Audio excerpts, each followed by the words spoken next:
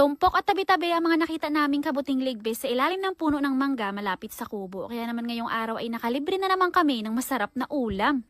Malapit sa pinagkalabasahan ni Mama sa may bandang baba sa pangpang, meron siyang mga tanim na palang o putakto. Hindi pa ito yung pinakaunang bunga kasi nung nakaraan linggo ay nakapag-harvest na rin dito si Mama. Yun nga lang, mga iilang piraso lang. Merong mga ibang balag si Mama na medyo mataas-taas, kaya yung ibang mga bunga na nasa pinakang tuktok ay medyo mahirap abutin. Kailangan din pakasilipin ng maayos yung mga nasa ilalim ng mga dahon kasi yung ibang bunga ay hindi masyadong halata. At nung matapos nga kami dyan na mamitas ng mga palang, pauwi na kami sa kubo at napadaan nga kami dito sa ilalim ng puno ng mangga at nakita nga ni Papa na ang dami na namang mga tumubo na mga ligbis. Nung buwan ng September, 2 beses kami na nakakuha ng ligbis dito at eto na yung pangatlo ngayong October. Mga bandang alas 9 siguro to ng umaga nung nakita namin at dahil nga yung iba ay hindi pa bukang-buka at mga sukol pa kaya mamayang hapon ko na lang kukuhanin at lulutuin. Nakakatuwa lang talaga kasi dito sa ilalim ng puno ng mangga na malapit sa kubo ay dito palagi may tumutubo ng mga kabuti at saka hindi lang kakaunti, talagang isang ulaman. At dahil nga may tumubo dito na kabuti sa ilalim ng mangga kaya si Papa ay naghanap pa siya. Pinuntahan niya yung mga dati na pinagtutubuan din kaya lang wala naman siyang nakita. Bandang alas 3 naman ng hapon nung inumpisahan ko na naasikasuhin yung mga pinitas namin kaninang umaga ng mga palang. Pinagbibitak ko lang yan at pagkatapos tinatanggal ko yung magkabilang dulo at yung sobrang mahahaba ay pinuputol ko na rin. At pagkatapos niyan pumunta naman ako dito sa may ilalim ng mangga para kuhanin naman yung mga ligbis. Kung kaninang umaga ay hindi pa bukang-buka, ngayon nakabukadkad na at yung mga sukol kanina ngayon ay mas lumaki at nakabuka na rin ng kaunti. Medyo binibilisan ko na nga rin dyan ang pagbunot kasi parang uulan at kapag inabutan ako lang ulan dito, itong mga ligbis na to ay magiging maputik na. Yung iba kapag nagabunot ng ligbis ay ginagamitan pa nila ng kutsilyo kasi nakukuha pa nila yung pinakampuno na nasa ilalim. Pero ako hindi na, talagang kinakamay ko na lang kasi para sa akin kapag merong natira na kaunting ugat sa ilalim, sa susunod meron pa ulit na tutubo. Ngayong meron kami nakuha na ligbis dito sa bundok, sigurado ako na kaninang umaga merong mga benta nito sa palengke at siguro bukas meron pa rin. Yung iba rin pala dyan sa mga nakuha ko ay natabunan na ng mga tuyot na dahon ng mangga kaya ang ginawa ko pinagbubuklat ko kasi sayang kung meron pang matitira. Ngayong hapunan ay dadamihan ko din yung isasaing ko kasi kapag ganito ang ulam dito sa amin talaga namang napaparami ang kain. Sa tuwing nakakakita kami ng mga ligbis dito sa bundok, natsyempohan namin na yung patubo pa lang kaya kapag nililinis namin talagang medyo matigas pa yung kanyang puno. Yung iba kasi kapag nakakakuha nito minsan mga ilang araw na siya na nakatubo kaya medyo malambot na yung kanyang puno. Pero yung ganito talagang kasarapan lang. Kinuskus ko lang dyan yung pinakamputik para matanggal tapos pinagbibiyak ko at pagkatapos nga niyan ay sinalang ko na rin. Tinimplahan ko lang ng asin, paminta at syempre gumamit na rin ako dyan ng ricado na sibuyas at bawang. Nung kumulo na saka ko lang nilagay yung mga palang, hinalo ko ng kaunti at naglagay ako ng kaunting tubig para kahit na papaano merong kaunting sabaw. Tinikman ko na rin yan at ayos naman na yung lasa niya at kaunting pagpapakulo pa nga dyan ang ginawa ko hanggang sa maluto yung palang at maya-maya nga lang din konti ay hinango ko na. So yun lang naman for today's video. Thank you for watching.